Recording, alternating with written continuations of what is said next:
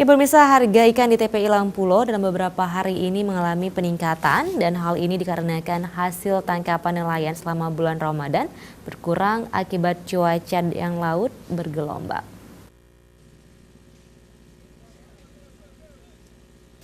Berdasarkan hasil pantauan tim liputan Aceh TV di tempat pelelangan ikan Lampulo Banda Aceh, Kamis pagi tadi, harga ikan mengalami kenaikan. Hal ini dikarenakan hasil tangkapan nelayan dalam beberapa hari ini selama pertengahan Ramadan mengalami kenaikan. Hal ini dikarenakan cuaca di perairan Aceh buruk dan bergelombang. Menurut Tokebot Sinar Desa Grup TPI Lampulo, Haji Muslim MA mengatakan mahalnya harga ikan dalam beberapa hari ini dikarenakan stok tangkapan ikan yang dibawa pulang dari bot-bot nelayan di TPI Lampulo berkurang.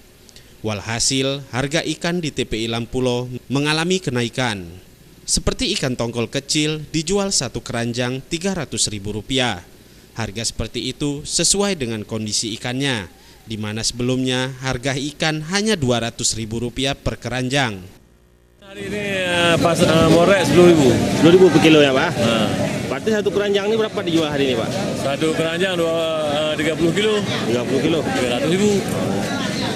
Sebelumnya gimana nih harga ikan? Sebelumnya anjlok seminggu lalu. Minggu lalu anjlok Pak? 200.000 untuk keranjang. Artinya sudah mulai kenaikan hari ini? Sudah mulai kenaikan.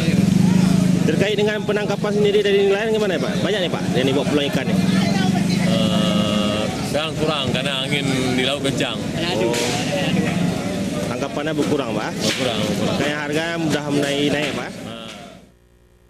Haji Muslim menambahkan, kemungkinan dalam beberapa hari ke depan cuaca di laut sudah aman untuk nelayan mencari ikan dan diharapkan harga ikan segar di TPI Lampulo akan turun kembali.